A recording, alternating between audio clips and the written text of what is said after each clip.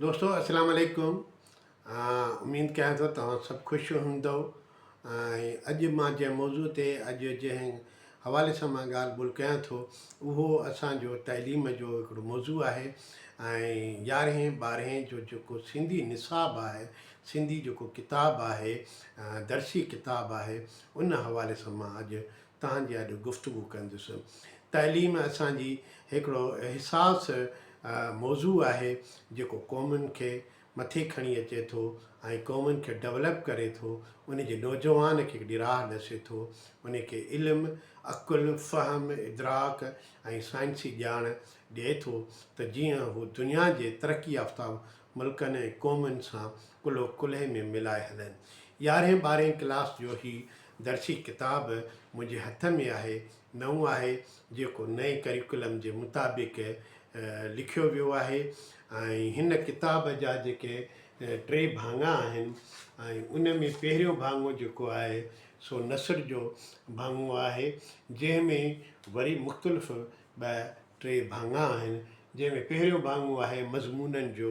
ऐं हीअ मज़मून जेके आहिनि से असांजे तमामु वॾनि ॾाहनि दानिश्वरनि ऐं सुठनि लेखकनि जेके ॿोलीअ जा माहिर आहिनि, जेके अदब जा माहिर आहिनि, जेके हिन समाज खे अॾींदड़ आहिनि, उन्हनि जा लिखियल मज़मून हिन में शामिलु कयल आहिनि। ऐं ॿियो जेको आहे सो अफ़सानवी अदब आहे, जंहिंमें कहाणियूं आहिनि ऐं ड्रामा आहिनि, अदबी ख़ाको आहे, इहो जेके आहिनि आतम कहाणी आहे, सफ़रनामो आहे, तंज़ मज़ा आहे, अदब आहे। ऐं आख़िरी जेको भाङो आहे उहो आहे नज़्मनि जो। हाणे ॻाल्हि हीअ आहे त असांजा जेके ॿार नौजवान आहिनि, स्पेशली जेके नौजवान टीनेजर्स आहिनि, उहे हेठियुनि क्लासनि खां वठी 10 क्लास ताईं जेका सिंधी ॿोली पढ़नि था, उन जो मक़सदु ई इहो आहे त हू ॿोलीअ खे पढ़नि, सम्झनि, सिखनि ऐं लिखनि। ऐं उन्हनि खे उन्हनि जी जेके आवाज़ आहिनि, उन्हनि जी जेका हियत आहे, उन जी जेका ग्रामर आहे, उन जी जेका असलियत आहे, उन खे परूड़े सघनि ऐं सम्झी सघनि। उन खां पोइ 9 10 खां वठी जेको सो असांजे दर्सी किताबनि में जेको उन जी थोरो वधायो वियो आहे, स्टैंडर्ड वधायो वियो आहे, उहो इन जे करे त हीअ टीनेजर्स जेका आहे 9 10 खां 11 12 ताईं जेके ॿार आहिनि उहे डेवलप थींदा आहिनि, ज़हनी तौरु मैच्योर थींदा आहिनि, फिज़िकली तौरु मैच्योर थींदा आहिनि, ऐं इख़लाक़ी तौरु मैच्योर थींदा आहिनि, ऐं समाजी तौरु मैच्योर थींदा आहिनि, ऐं शयुनि खे सम्झंदा आहिनि, ऐं उन्हनि ते जज़्बाती रिएक्ट बि कंदा आहिनि।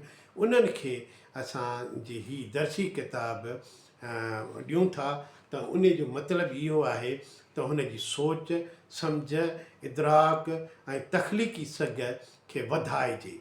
ऐं इन्हनि सबबनि जे करे हिन दर्सी किताबनि जो ग्रेड या जेको सो स्टैंडर्ड मथे कयो वियो आहे। तव्हांखे इहा सम्झण जी ॻाल्हि घुरिजे त साइंसी दौरु आहे ऐं हिन में जेका इलेक्ट्रॉनिक मीडिया आहे इहा एॾी फास्ट आहे जो असांजे ॿार खे इलाही अॻियां आणे छॾियो आहे। तंहिंजे करे असांजा जेके दर्सी किताब आहिनि उन्हनि जी बि लेवल थोरी जेके से मथे हुजे।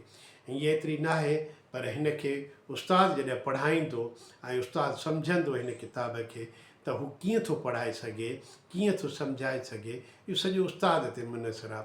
किताब जी अहमियत ज़रूरु आहे, पर उस्ताद जी अहमियत आहे।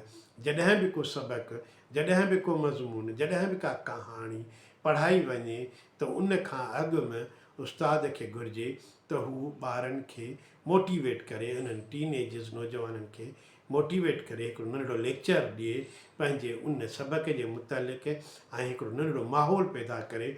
उन खां पोइ ही सबक़ु जॾहिं पढ़ाए थो ॿारनि खां या पाण पढ़े थो त उन खे विच विच में सम्झाईंदो वञे, विच विच में सेखारींदो वञे।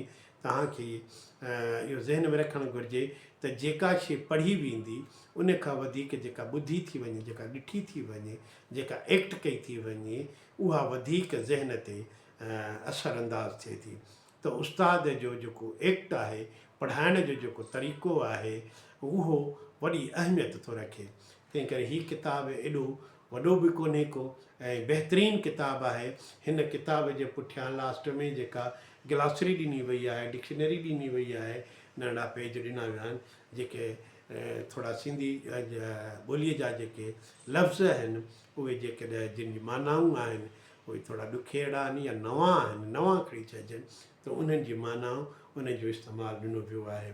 ऐं ॾाढा सुठा लेखक आहिनि हिननि जिन दोस्तनि हिननि सहेड़ियो आहे किताबु, ऐं सूबाई कमेटी जाइज़ा कमेटी बि ॾाढा वॾा ॾाहा माण्हू हिन में शामिलु आहिनि। हीअ किताबु आज़माइशी तौर हींअर कॉलेजनि में पढ़ायो थो वञे। जेके बि उस्ताद हिननि खे पढ़ाइनि था उन्हनि खे हिन किताब में सम्झण में आसानी थींदी, पर जिते बि का मुश्किलात थिए, जिते बि को मुंझारो थिए त उहो लिखत में ऐं हिन इदारे सां राब्ते में अचे, हिननि जे कमिटियुनि सां राब्ते में अचे। यकीननि उहा जेको नओं एडिशन थींदो, नओं जेको छापो थींदो उन में उहे जेके से दुरुस्त ऐं बहितर थींदियूं। मां सम्झां थो त हीअ किताबु ॾाढो सुठो आहे। मां हीअ किताबु तव्हांजे आॾो इन करे आंदो आहे त जीअं असांजा मां मुख़्तलिफ़ किताबनि ते बहस कंदो रहंदो आहियां, तबसरा कंदो रहंदो आहियां, ॻाल्हाईंदो रहंदो आहियां, त हीअ बि असांजो किताबु आहे, हीअ बि असांजे लिटरेचर जो हिसो आहे, पर हीअ असांजे एकेडमिक लिटरेचर आहे। एकेडमिक लिटरेचर जेको असांजे कॉलेजनि स्कूलनि में पढ़ायो थो वञे, जेको यूनिवर्सिटियुनि में पढ़ायो थो वञे, मां सम्झां थो त इहो वॾो हिकिड़ो अहम आहे।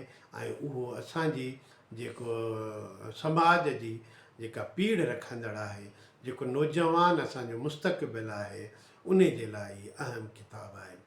तव्हां हिन किताब खे ॾिसंदो, न रुॻो उस्ताद पर वालिदैन बि हिन किताब खे ॾिसनि, वालिदैन बि हिन किताब खे पढ़नि। ऐं सम्झां थो त हीअ किताबु बहितरीनु किताबु आहे। हीअ किताबु 9 ॾहें जे किताब जे तसलसल सां आहे, ऐं 9 ॾहों वरी जेको 6 7 8 किताब जे आहिनि दर्सी किताब, उन्हनि जे तसलसल में आहे, पर थोरो हाई ऑर्डर आहे। हाई ऑर्डर इन जे करे आहे त हाणे ॿारु मैच्योर थिए पियो थो, ऐं मैच्योर आहे छो त हू टीन एजिस वारो जेको ॿारु आहे सो असांजे समाज में हिकु अहिड़ो नौजवान आहे, नौजवान तयारु थी रहियो आहे जेको हू पंहिंजी राय रखे थो ऐं पंहिंजो रिएक्शन करे थो, जल्दी करे थो, जज़्बाती हूंदो आहे ऐं उहो फ़ौरन उहो कमु करे सघे थो। तंहिं करे उन जे ज़हन खे, उन जे ज़हन जे तरबियत लाइ, उनखे डेवलप करण लाइ, उनखे इल्मु ॾियण लाइ, उनखे ॼाण ॾियण लाइ, पंहिंजे समाज जी ॼाण, पंहिंजे ॿोली जी ॼाण, पंहिंजे अदब जी ॼाण, जेको ॿोलीअ में असां वटि जेको लिखियलु आहे, को जेको असांजो विरसो आहे पंहिंजी ॿोलीअ जी, उन जी ॼाण हिन किताब जे ज़रिए उनखे ॾिनी वई आहे त जीअं हुनजी सोच बि डेवलप थिए, हुन में इदराक अचे, सम्झण जी ॻाल्हि अचे, त जीअं हू पंहिंजी शयुनि खे पंहिंजे ॿोलीअ में पंहिंजे अंदाज़ सां, पंहिंजे हवाले सां हू सोचे सघे, सम्झी सघे ऐं उनजो इदराक करे सघे। तव्हां सभिनी जी महिरबानी, तव्हां सभिनी जा लख थोरा।